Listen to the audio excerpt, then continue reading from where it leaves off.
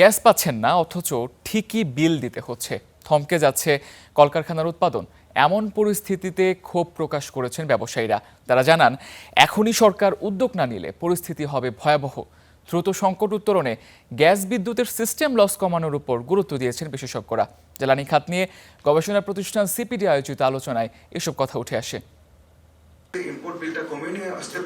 ২০ দিনের বেশি সময় ধরেও মেরামত শেষ হয়নি মহেশখালীর এলএনজি টার্মিনালের। তীব্র হয়েছে গ্যাস সংকট। এর প্রভাবে বিদ্যুৎ উৎপাদন ব্যাহত হওয়ায় থমকে যাচ্ছে শিল্প কারখানার চাকা। বিতরণ ব্যবস্থা যে ঠিক করব, কানেকশন বাড়াবো।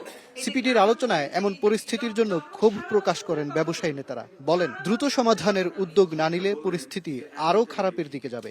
গ্যাসের প্রেসার নাই, অথচ আমাকে কিন্তু পেমেন্ট করতে হচ্ছে। বাতাসে আমি পেমেন্ট করছি। এটা কিন্তু অ্যাড্রেস করা উচিত। আমি যদি আবার বিল না দিতে পারি, তাহলে আমার লাইন কেটে দেওয়া হচ্ছে। আবার আমি যদি প্রোডাকশন করতে পারি না গ্যাসের জন্য, বেতন না দিতে পারলে ফ্যাক্টরি ওয়ার্কার আমার উপর চড়া হচ্ছে, ব্যাংক আমার উপর চড়া হচ্ছে। তাহলে আমাকে বাঁচাবে এটাকে, আমাকে তো সুরক্ষা সরকারকে করতে হবে। একটা ডেডিকেটেড FSRU ফর ইন্ডাস্ট্রি আমাদেরকে চিন্তা করতে হবে until we get out of this problem. আপনি সেটা ল্যান্ড টার্মিনাল কবে করবেন না করবেন, কারণ এই যে একটা কনস্ট্যান্ট ব্যাক এন্ড ফোর্থ, আপনি এখন কি এগ্রিকালচার দিবেন না ফার্টিলাইজার দিবেন না রিটেল দেবেন না ইন্ডাস্ট্রি দেবেন, এটা আপনারা করার চিন্তা করেন। এটা লং টার্ম আমাদের লাগবে। পরিস্থিতি সামাল দিতে বিশেষজ্ঞদের কেউ তাৎক্ষণিক জীবাশ্ম জ্বালানি আমদানির পক্ষে, আবার কেউ নবায়নযোগ্য জ্বালানির পক্ষে মত দেন। এই যে ভালনারেবল সিস্টেম, আমাদের এখানে তেল ব্যবহার করতে হচ্ছে, সবকিছুই তো আমাদের ইনএফিশিয়েন্ট হয়ে গেছে গত অনেক বছরে, খরচ বেড়ে গেছে। কাজে এই জিনিসগুলোকে আমাদের কমাতে হবে। 1000 মেগাওয়াট রুফটপ সোলার কিন্তু মিনিমাম 4 থেকে 5000 কোটি টাকার বিভিন্ন ফরম্যাট জ্বালানি সাশ্রয় করছে।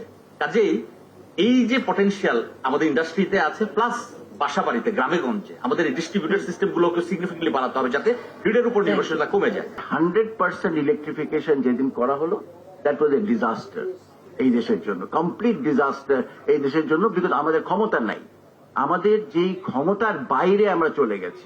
আমার ইন্ডাস্ট্রির জন্য ওরকম কোনো ভালো সুখবর নাই।